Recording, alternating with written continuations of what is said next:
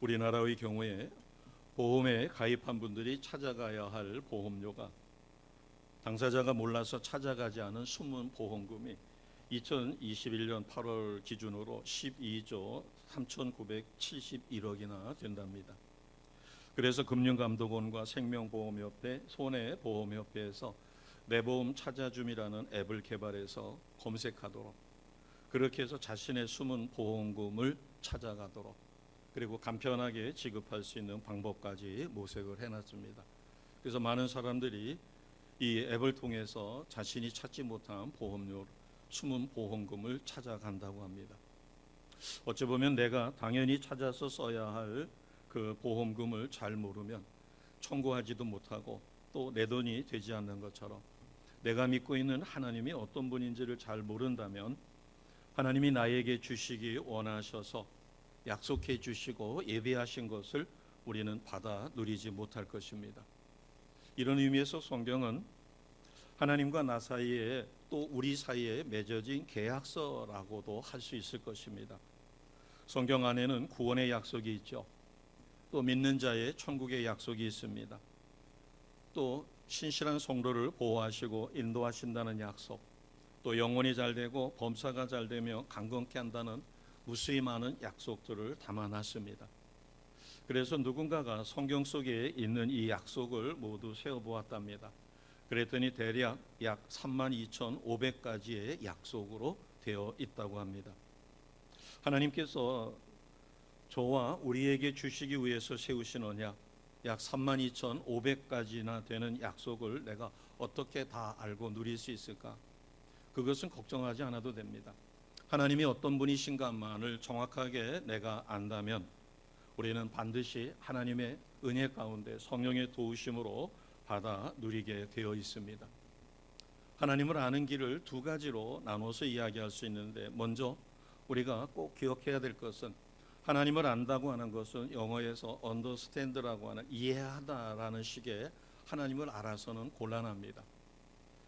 이 하나님을 안다라고 할 때 이 알다라고 하는 히브리 원어는 야다입니다.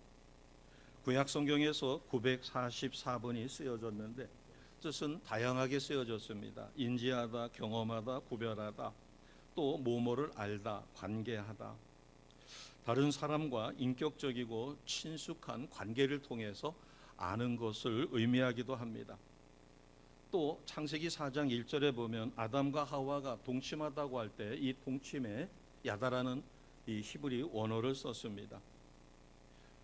우리와 달리 히브리 사람들은 하나님을 안다라고 이야기할 때 그것은 이성과 논리로 아는 것을 의미하지 않습니다. 자신의 삶의 경험을 통해서 마치 부부가 동침하듯이 인격적인 관계를 형성하면서 깊은 관계 속에서 알아가는 것을 의미합니다. 바꿔 이야기해서 우리가 하나님과 인격적으로 친숙한 관계를 맺는 것, 말씀을 따라서 살다 보면 실수할 수도 있고 좌절할 수도 있고 기뻐뛸 수도 있고, 그런 과정에서 하나님이 어떤 분이신가를 철저히 체험을 통해서 깨달아 나가는 것을 의미하죠. 그래서 하나님 아버지가 되시고 우리는 그분의 자녀로서 내가 어떻게 살아야 할 것인가를 깨닫게 됩니다. 성경에 우리에게 하나님을 바로 알 수 있는 그러한 인물이 있죠. 그 인물을 알아보기 전에 우리는 하나님을 아는 두 가지 유형에 대해서 보편적인 말씀을 먼저 나누고자 합니다. 어떤 사람은, 어떤 성도는 믿음이 연약합니다. 그러다 보니까 자신에게 닥친 일, 자신에게 주어진 환경, 이런 것을 통해서 하나님을 깨닫게 되는 거예요.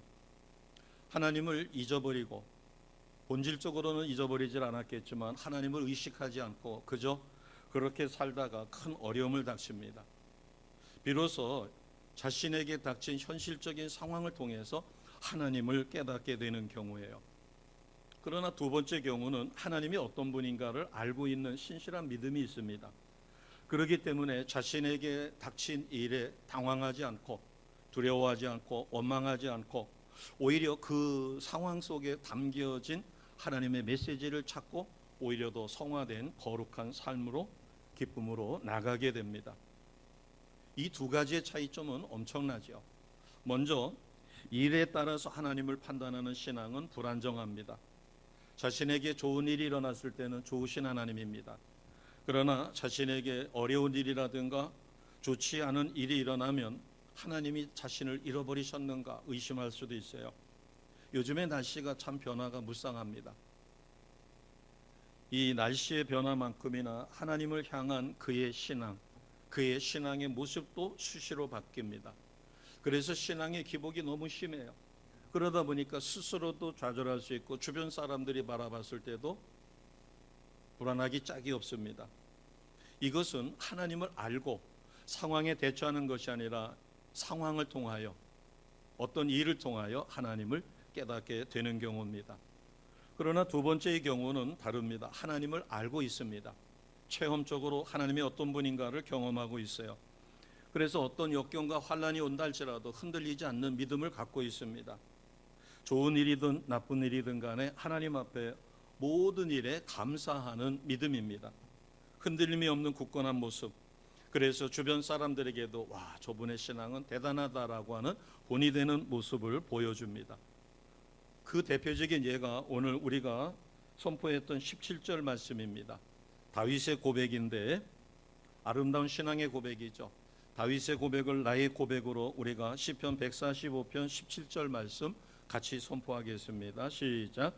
여호와께서는 그 모든 행위에 의로우시며 그 모든 일에 은혜로우시도다. 아멘. 다윗은 체험적으로 하나님이 어떤 분인가를 알았기 때문에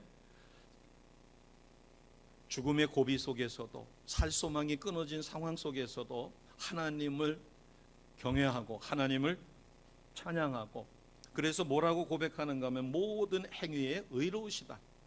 그리고 모든 일에 은혜로우시다. 우리의 아름다운 신앙 고백이 되시기를 주님의 이름으로 축복합니다. 아멘. 우리가 알고 있는 욥은 엄청난 시련과 슬픔 앞에서도 방금 다윗의 고백처럼 17절과 같은 신앙 고백을 한 믿음의 사람입니다. 그는 동방의 부유한 부자였습니다. 많은 사람들이 그를 존경하고 또 그를 신뢰하는, 그래서 유명한 사람이었죠. 그리고 하나님을 경외하는 신실한 신앙인이었습니다. 욥기 1장 13절에서 19절에 보면 불행한 소식이 4번이나 겹쳐 옵니다. 종들이 와서 불행한 소식을 전합니다. 불과 시간은 30분여 채 되지 않는 상황에 엎친 데 덮친 격이 아니라 사중고가 한꺼번에 닥친 겁니다. 첫 번째 종이 와서 이야기합니다. 스바 사람이 가축을 죽이고 종들을 다 죽이고 자기만 살았다는 겁니다. 두 번째 종이 이야기합니다. 하늘에서 불이 내려와 양과 종들을 불살라버렸다. 세 번째는 갈대아 사람들이 약대에게 달려들어 빼앗고 종들을 죽였다는 겁니다. 큰 바람이 불어가지고 집이 무너졌는데 그 집안에는 욥의 10자녀가 같이 있다가 집이 무너져 순식간에 죽음을 당했다는 것이에요. 한 가지 일만 당해도 어려울 텐데 이렇게 4가지 일, 더군다나 4번째 사랑하는 자녀들을 매일처럼 위해 예배를 드렸던 욥이었는데 10자녀가 한순간에 집이 무너져 죽은 것입니다. 욥기 1장 20절에서 22절에 보면 그 상황에서 슬픔을 표현하는 욥의 모습이 담겨져 있습니다. 우리가 믿음이 좋다고 해서 슬픔을 억지로 억제할 필요는 없고 소리내서 울지 못할 이유는 없을 것 같습니다. 믿음이 있고 없고는 눈물을 따질 것이 아니라 눈물 뒤에 나타나는 그의 행동으로 판단될 것입니다. 욥은 큰 슬픔에 쌓였지만 그러나 땅에 엎드려 먼저 하나님을 경배합니다. 그리고 하나님을 찬양합니다. 그리고 범사에 감사하는 욥의 위대한 신앙의 모습을 보게 됩니다. 대표적인 것이 욥기 1장 21절입니다. PPT에 준비했습니다. 우리의 신앙 고백으로 우리가 아멘으로 받겠습니다. 같이 합니다. 이르되 내가 모태에서 알몸으로 나와 싸운즉 또한 알몸이 그리로 돌아가올지라. 주신 이도 여호와시요 거두신 이도 여호와시오니 여호와의 이름이 찬송을 받으실지니이다 하고. 아멘. 21절 말씀을 보면 자신이 태어날 때 알몸으로 태어났다는 겁니다. 어마어마한 부자가 됐고 많은 사람들로부터 존경을 받았고 하나님이 10자녀나 줘서 행복한 삶을 살았지만 주신 분이 하나님이시기 때문에 그를 거두어 가시는 분도 하나님이시라는 거죠. 그렇기 때문에 원망하거나 불평할 것이 아니라 하나님이 내게 주셔서 그동안 잘 썼고 10자녀와 더불어서 행복한 삶을 살 수 있는 그와 같은 즐거움을 주셨기에 하나님을 찬양한다는 것입니다. 현실적으로는 참으로 쉽지 않은, 그러나 주신 이도 여호와시요 거두신 이도 여호와시기 때문에 여호와의 이름이 찬송받아야 된다고 주님을 찬양하는 위대한 신앙의 모습입니다. 욥은 이런 네 가지 어려운 일을 닥치고 나서야 하나님이 어떤 분인가를 깨달은 것이 아니라 평소에 어떤 하나님인가를 알았기 때문에 어마어마한 네 가지 큰 변란이 일어나도 욥은 두려워하지 않고 주신 이도 하나님이시고 거두신 이도 하나님이니까 하나님은 마땅히 찬양을 받으실 만하다. 그래서 하나님 앞에 경배하는 것입니다. 만약에 하나님을 알지 못했더라면 욥은 이렇게 할 수도 있었을 것이에요. 하나님 왜 제게 이러십니까? 하나님 앞에 제가 최선을 다하고 매일 제사를 드리고 하나님 뜻대로 살려고 하는데 어인 일이십니까? 하고 하나님 앞에 따지거나 원망하거나 푸념할 수 있을 것이에요. 그러나 욥은 하나님을 체험적으로 바로 알고 있었기 때문에 하나님은 어떤 분이신가? 그래서 주신 이도 하나님이시고 거두시는 이도 하나님이시기 때문에 하나님은 찬양을 받으실 수 있다, 받으실 만하다라고 하는 것입니다. 어떤 상황이 벌어지고 그 일을 보고 하나님을 분별할 수 있는 사람은 믿음이 적은 사람입니다. 그래서 하나님은 우리가 어떤 상황을 닥쳐서 내 발등에 떨어진 불 때문에 하나님을 믿고 더 나아가고 이러기보다는 하나님이 어떤 분인가를 철저히 알고 우리가 삶 속에서 누리기를 진실로 원하십니다. 그런 욥과 같은 믿음을 가지신 우리 성도님들 되시기를 진실로 축복합니다. 아멘. 오늘 우리가 본문으로 봤던 시편 145편은 1절 위에 보면 표제어가 있습니다. 다윗의 찬송시 이렇게 되어 있어요. 이 다윗의 시 145편은 굉장히 우수하다고 합니다. 그래서 유대인들은 이 시편 145편을 진심으로 하루에 3번씩 암송하면 큰 복을 받는다고 믿는 것이에요. 시편 145편 1절에서 끝절까지는 참으로 위대한 신앙의 고백입니다. 그렇기 때문에 진심을 담아 유대인들이 이 시를 하루에 3번만 암송을 하면 복을 받을 것이고 내세에서도 복을 받게 된다고 믿는다는 것이죠. 그리고 점심 식사 때라든가 또는 유월절 행사 때 본문의 15절을 사용할 정도로 이 시는 유대인들에게 많이 애송되고 있습니다. 조사를 해봤더니 한국 사람들이 가장 좋아하는 시가 시편 23편이라고 합니다. 그러나 유대인들은 이 시편 145편을 하루에 3번만 암송을 하면 하나님이 크신 은혜와 복을 누린다라고 믿을 정도로 이 시편 145편은 아름다운 신앙의 고백이 담겨져 있습니다. 우리가 알듯이 다윗은 일에 따라서 하나님을 판단하는 사람이 아니라 하나님을 알기 때문에 어떤 상황에서도 하나님 앞에 감사하며 신앙의 본을 보여줍니다.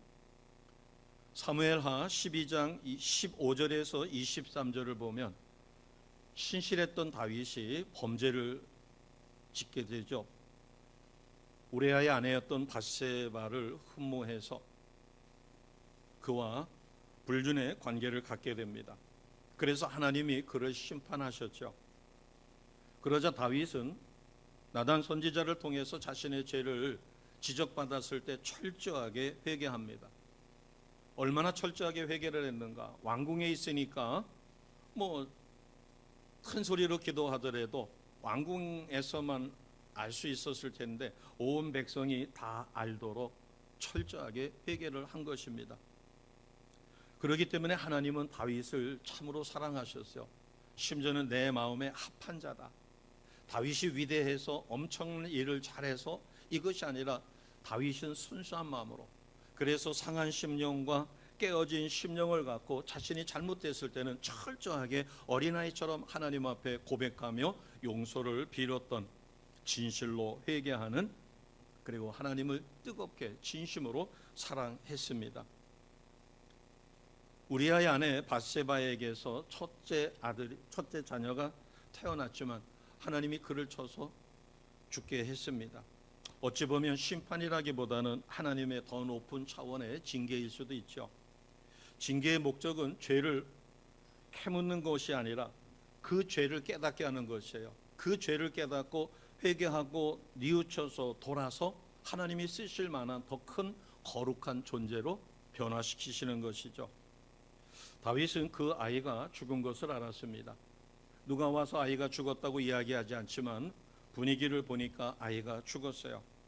그래서 다윗은 아이가 죽은 것을 깨닫고 하나님의 응답으로 받아들이고 일어나서 몸을 씻고 의복을 갈아입고 하나님의 성전에 들어가서 경배하고 왕궁으로 돌아가 음식을 먹고 일상으로 돌아갑니다. 그것을 바라봤던 신하들이 이해가 안 되는 거예요. 아이가 살았을 때는 금식을 하고 사생결단을 하며 하나님 앞에 정말 통회자복하고 아이를 살려달라고 울며 기도했습니다. 그런데 아이가 죽은 것을 알고서는 일어나 성전에 들어가고 왕궁으로 돌아가는 모습입니다. 자, 이것이 사무엘하 12장 21절에 그대로 담겨져 있습니다. 사무엘하 12장 21절 같이 합니다. 그의 신하들이 그에게 이르되 아이가 살았을 때에는 그를 위하여 금식하고 우시더니 죽은 후에는 일어나서 잡수시니 이 일이 어찌 됨이니까 하니. 아멘. 신하들은 이해가 안 되죠. 다윗은 하나님이 어떠신 분인가를 압니다. 자비하신 하나님, 사랑이 많으신 하나님, 용서를 해주신 하나님, 긍휼하신 하나님인 것을 믿었어요.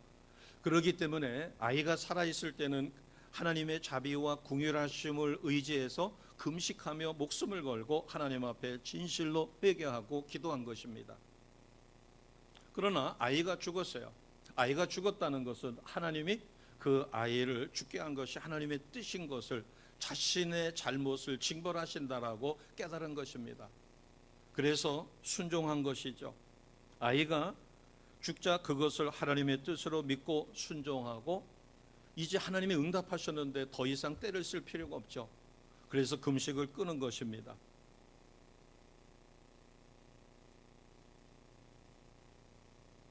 우리가 여기서 기억해야 할 것은 다윗이 금식 기도를 마치고 아이가 죽었다라고 하는 것을 깨달았을 때, 하나님의 응답으로 받아들였을 때 그가 취한 행동입니다. 보통 금식 기도를 하게 되면 죽을 먹던가 멀겋게 해서 몸을 먼저 보호합니다. 그런데 다윗은 그렇게 하지를 않고 제일 먼저 무엇부터 했을까요? 자, 사무엘하 12장 20절입니다. 같이 하겠습니다. 시작. 다윗이 땅에서 일어나 몸을 씻고 기름을 바르고 의복을 갈아입고 여호와의 전에 들어가서 경배하고 왕궁으로 돌아와 명령하여 음식을 그 앞에 차리게 하고 먹은지라. 아멘. 보호식이 제일 먼저가 아니라 첫 번째는 금식 자리에서 일어납니다. 그리고 금식하던 그 복장 그대로는 성전에 들어갈 수가 없으니까 몸을 씻고 기름을 바르고 의복을 갖춰 입은 다음에 하나님의 성전에 들어가 하나님을 경배한 것이에요. 그리고 나서 이제 왕궁으로 돌아와 음식을 가져오라고 해서 음식으로 몸을 보호한 다음에 일상의 삶으로 돌아간 것입니다. 하나님을 원망한 것이 아니라, 살려달라고 했던 자녀가 죽은 것을 원망한 것이 아니라 하나님의 뜻으로 철저히 깨닫고 그것에 순종하여 일어나 몸을 씻고 기름을 바르고 의복을 갈아입고 성전에 들어가 하나님을 경배하고 왕궁으로 돌아갑니다. 그리고 섭생을 하고 일상의 삶의 모습으로 돌아가는 것이에요. 이것이 하나님을 알고 있었기 때문에, 하나님이 어떤 분이신가를 알고 있었기 때문에 가능한 일입니다. 그렇지 않더라면 어느 누구가 자식이 죽었는데 그것을 수용할 수가 있겠어요? 그러나 다윗은 하나님이 어떤 분이신가, 그리고 자신의 잘못을 그렇게 징벌하시는 하나님이신 것을 철저히 깨달은 것입니다. 그래서 다윗이 뭐라고 고백했는가 하면 17절이에요.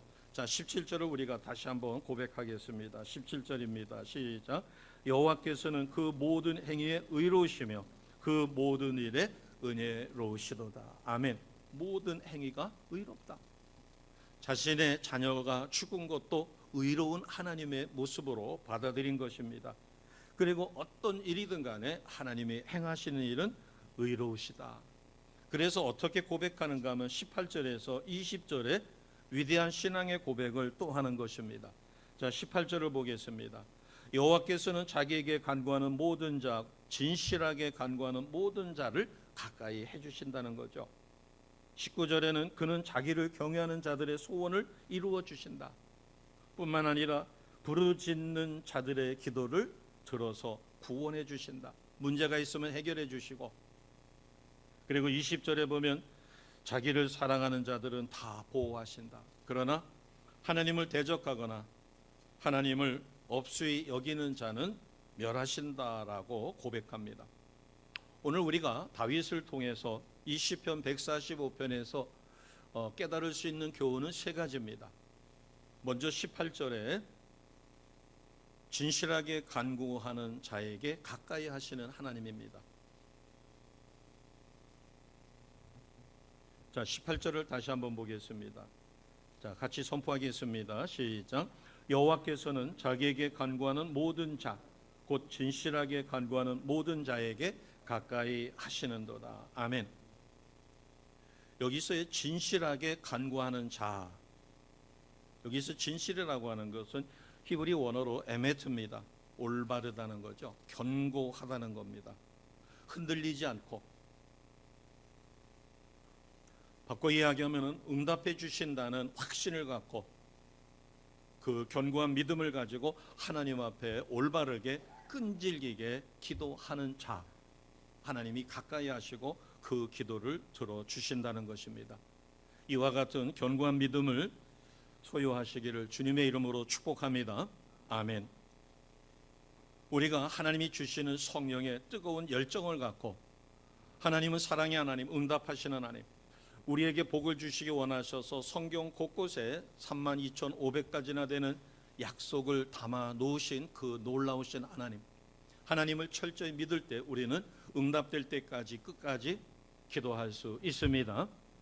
기도는 내 고집대로만 줘서가 응답이 아니라, 첫째는 내가 원하는 대로 예스로 응답하실 수 있죠.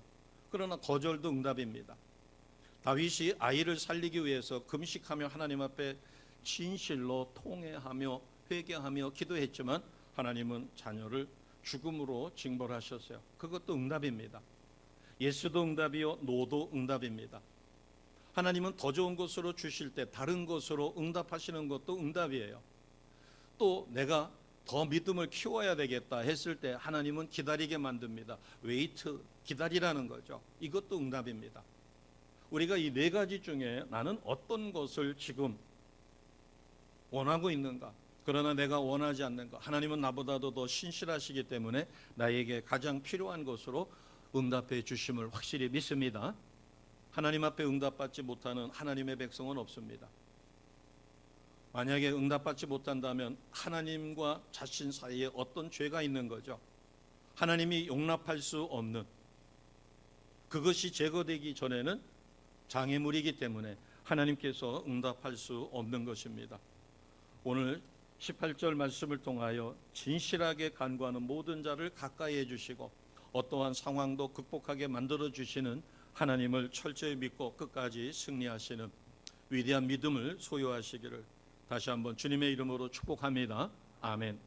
두 번째는 19절에 있습니다. 19절 같이 합니다. 시작. 그는 자기를 경외하는 자들의 소원을 이루시며 또 그들의 부르짖음을 들으사 구원하시리로다. 아멘. 두 가지가 기록되어 있습니다. 경외하는 자의 소원을 이룬다. 그리고 부르짖는 자의 기도를 들으신다는 겁니다. 구원해 주신다는 거예요. 그러면 자 19절을 통해서 내가 소원하는 바를 이루기 위해서는 어떻게 해야 될까? 답이 거기에 있습니다. 소원을 이루시며 그랬는데 소원을 이루시며 앞에 어떤 것이 있어요? 네, 경외하는 자. 하나님을 경외하면 반드시 소원이 이루어집니다.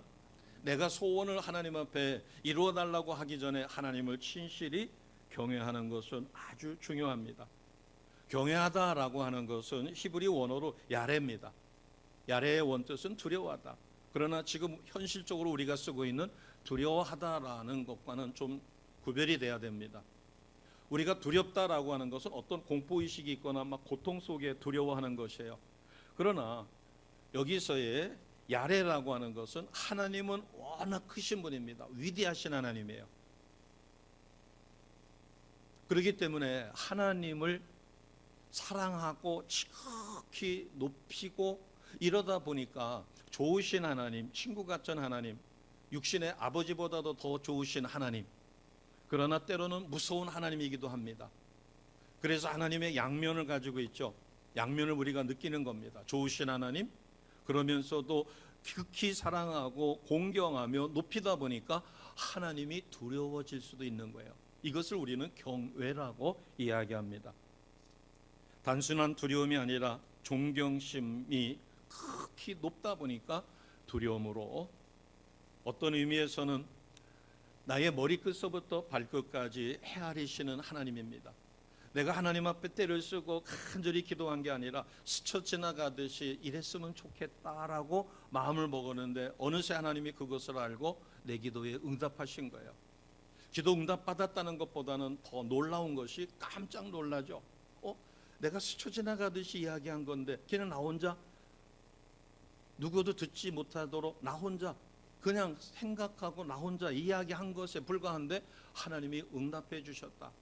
그것은 나의 작은 숨소리도 듣고 계시다는 거죠. 바꿔 이야기하면 나의 머리끝서부터 발끝까지 누가 아시는 거예요? 하나님이 알고 계십니다. 그 하나님을 바라볼 때 우리는 소름이 끼치죠.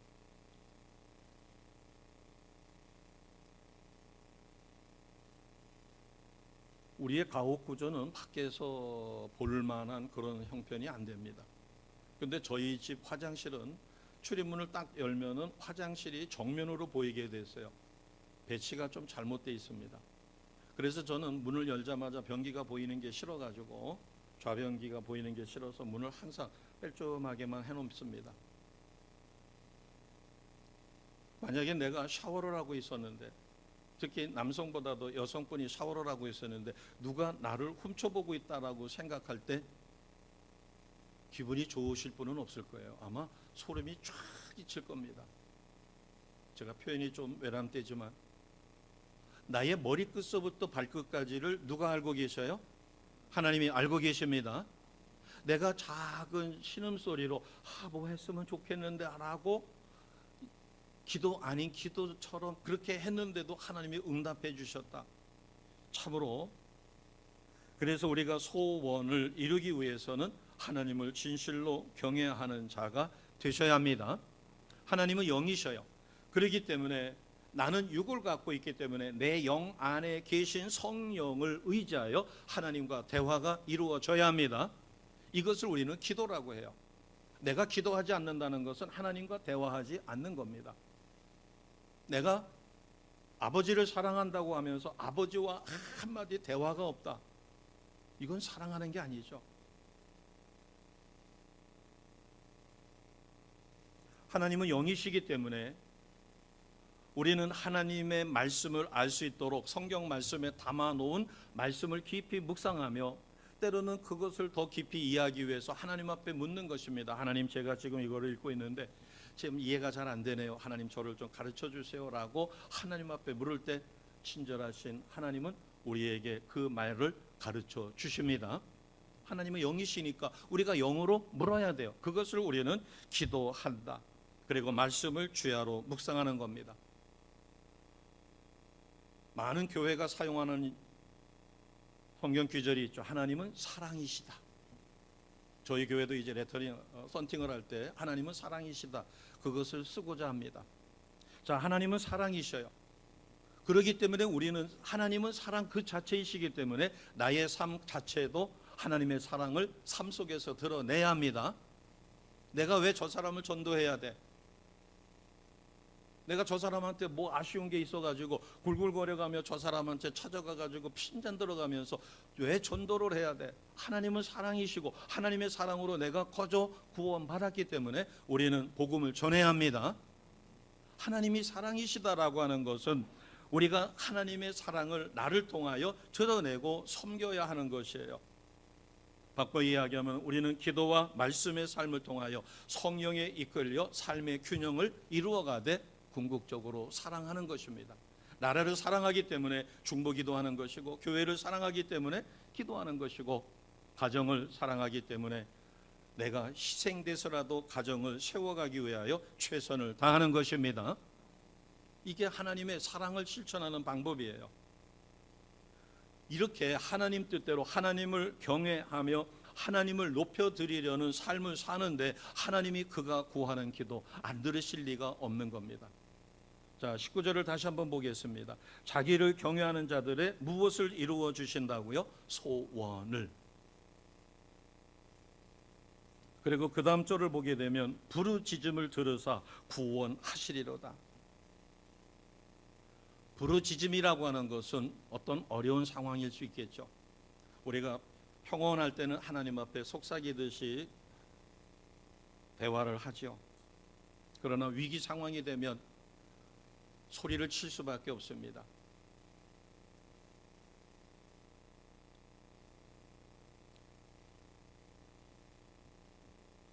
세 번째로 우리에게 주시는 교훈은 20절입니다. 20절 같이 하겠습니다. 시작. 여호와께서 자기를 사랑하는 자들은 다 보호하시고 악인들은 다 멸하시리로다. 아멘. 20절 말씀에 보면 누구를 보호해 주시는가 하면 하나님을 사랑하는 자. 하나님을 사랑하는 자는 19절로 표현하게 되면 경외하는 자죠. 그러나 악인은 부도덕한 사람입니다. 하나님이 없는 것처럼 악한 짓을 하는 거죠. 하나님을 대적하는 경우도 있을 테고요. 그리고 세상 낙에 빠져서 하나님 아랑곳하지 않고 살아가는 사람들을 우리는 악인이라고 합니다. 바꿔 이야기하면 예수를 모르는 사람들도 악인이죠. 그들은 그냥 두는 것이 아니라 다 멸하신다고 말씀을 합니다.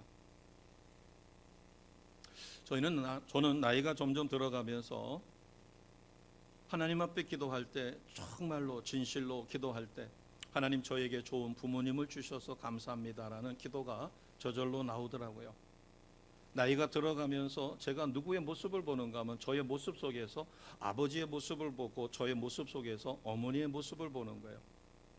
제가 오늘날 믿음을 지킬 수 있었던 것은 어려서부터 부모님의 모습을 보고 그것을 닮아가려고 노력하다가 보니까 나도 모르게 그게 습득이 되어진 것이에요.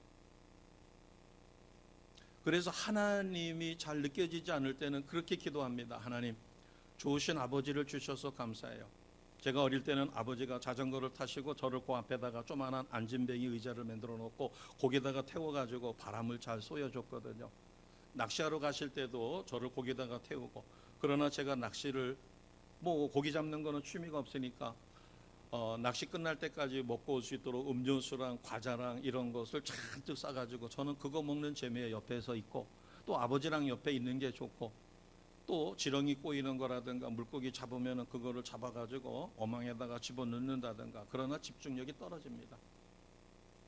그러면 같이 있었을 때 두런두런 이런 얘기 저런 얘기 해주시고, 심지어는 낚시를 놓고 저를 데리고 산책을 한다든가 이렇게, 그래서 좋은 기억을 가지고 있어요.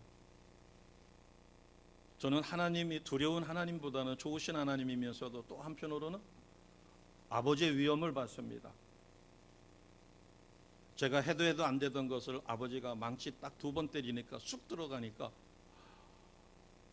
아버지의 존재가 얼마나 큰지 몰라요.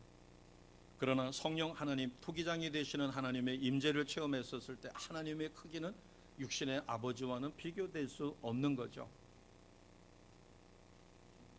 지난 금요일 날 교회로 오기 위해서 차를 타러 가다가 발을 잘못 디딘 것도 아닌데 뜨끔하더니만 서 있을 수가 없는 거예요.